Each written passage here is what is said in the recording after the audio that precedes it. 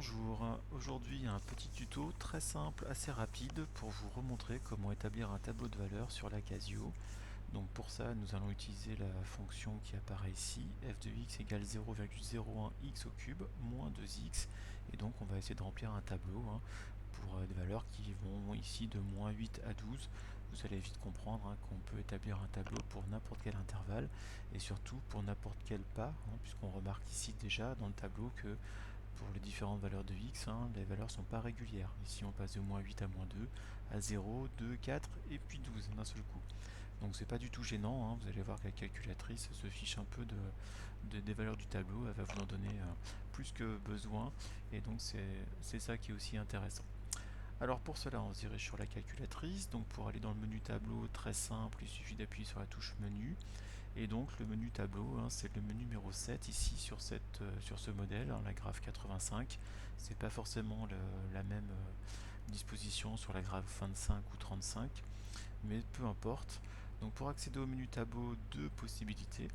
Soit vous cliquez, vous appuyez sur la touche 7 ici directement pour accéder au menu tableau.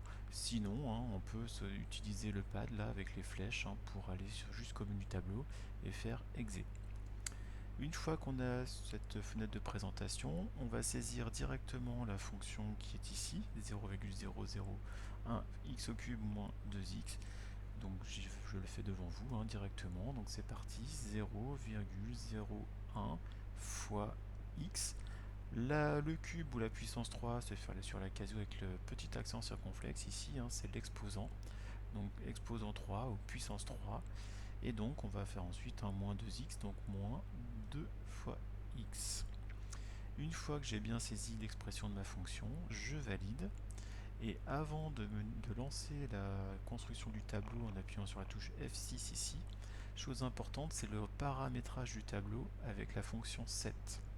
Donc c'est la touche ici qui est en face, la touche F5, puisqu'il est important ici de préciser le début du tableau, la fin du tableau, et le step, c'est le pas, c'est-à-dire l'écart qu'on veut faire apparaître entre chacune des valeurs de x. Donc pour nous, très simplement, par rapport à notre problème ici, on va tout simplement commencer le tableau à moins 8. Donc je vais taper un moins 8, je valide. La fin du tableau, x égale 12, donc je valide également. Et le pas, alors là, il suffit de regarder un petit peu l'exigence du tableau de valeur. Donc si je mets un pas tous les 1, pourquoi pas, mais je me rends compte que c'est pas forcément nécessaire ici, puisque les valeurs vont de moins 8 à moins 2, et je vois que j'ai que des valeurs paires. Donc je vais pouvoir tout simplement mettre un pas égal à 2, et je vais avoir ainsi les valeurs du tableau, moins 8, moins 6, moins 4, moins 2, 0, 2, 4, 6, 8, 10, 12. Alors évidemment, j'aurai plus de valeurs que nécessaire, mais il vaut mieux en avoir plus que pas assez. Et vous voyez qu'ici, en gérant le pas, je peux avoir une amplitude de valeurs plus ou moins importante selon les besoins. Une fois que j'ai paramétré mon tableau, avec le début, la fin et l'écart entre chaque valeur de x, eh bien je vais valider une deuxième fois et je vais pouvoir lancer mon tableau ici, table, avec la touche F6. Et vous voyez, chaque valeur du tableau apparaît en face de chaque valeur de x. On voit la correspondance y. Donc pour x égale à moins 8, on a 10,88. Pour x égale à moins 6, 9,84.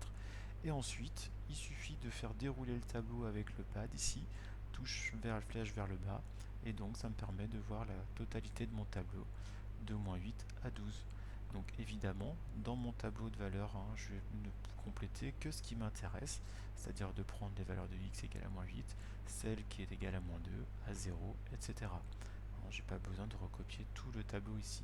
Donc en me promenant avec la flèche vers le haut ou vers le bas, j'ai accès facilement à toutes les valeurs dont j'ai besoin. Voilà pour ce petit tuto. Prochain tuto sur la construction d'une courbe, sans doute avec la même fonction.